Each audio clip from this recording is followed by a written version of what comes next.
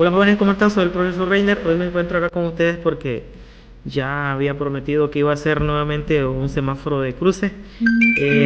Y aquí tenemos un semáforo de cruce con la condición, ¿verdad?, de que es en una sola vía. O sea, de norte viene hacia sur y de este viene a oeste, ¿verdad? De una sola vía ambas, pero hay un cruce ahí. Entonces se necesita este tipo de semáforo. En el vídeo anterior expliqué algunas situaciones de los semáforos que había que ver con lo que es normas, con leyes, flujo de circulación vehicular y también el porqué, el propósito, el objetivo por el cual hacía estos ejercicios. Pero que puesto en la práctica, pues no lo vamos a ver de esta manera. Entonces ahí tenemos una situación que bueno, se nos está presentando, me está dando un error. Y bueno, lo voy a simular para compartir esta solución con todos ustedes y como bueno estaba diciendo, pues espero que les sirva de alguna ayuda la práctica de este tipo de ejercicios que estoy presentando. Entonces nosotros vamos a ver, teníamos un semáforo doble, pulsamos, ¿verdad? Entonces en el momento que tenemos este semáforo doble, debemos de tener en cuenta los tiempos que estos deben de tener.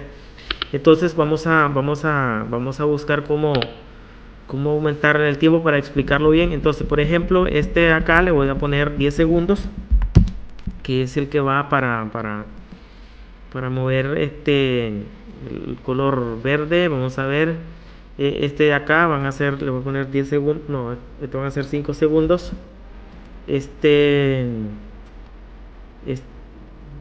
Vamos a ver, tiempo 1, voy a poner 5 segundos a este otro y voy a aumentar a 5 segundos este otro. El último, que es el T5, también a 5 segundos para que dilaten un poquito más. Pero también en el vídeo anterior expliqué lo de los tiempos. Entonces, cuando está en verde el primer semáforo, el segundo debe estar en rojo. Porque una vía tiene preferencia, la otra debe estar en alto. Cuando pasa amarillo el primer semáforo, el segundo todavía debe de estar en rojo. Después, cuando hay cambio a rojo del primer semáforo, el segundo debe pasar a preferencia, ¿verdad? Y de igual manera, ahora venimos tanto del semáforo 1 como para el semáforo número 2. ¿Qué implica eso? De que acá va a pasar a amarillo este se va a mantener en rojo. Ahora el semáforo 1, cuando el semáforo 1 se ponga en verde, inmediatamente en rojo, el semáforo 2 deberá pasar a rojo, que es lo que estamos observando acá. ¿Ya? Entonces de ahí pasa a amarillo el semáforo 2, pero el 1 se mantiene en verde, en rojo, y posteriormente hacen cambio, el 2 pasa a rojo y el 1 pasa a verde, y así sucesivamente va a estar presentándose esta situación de los semáforos. Entonces esta es una pequeña solución que yo he encontrado en el FluidSync para hacer lo que son los semáforos. Aquí podemos ver también, ¿verdad?, una vista un poco más ampliada de la realización del semáforo, por decirlo así. Y aquí podemos ver que el 1 está en verde, el 2 debe estar en rojo. Cuando el 1 pasa a amarillo, el 2 todavía debe de mantenerse en rojo. Ahora, cuando el 1 pase prácticamente a rojo, inmediatamente el semáforo 2 deberá pasar a verde. Y después esto se repite ahora, pero vamos del semáforo 2 al semáforo 1.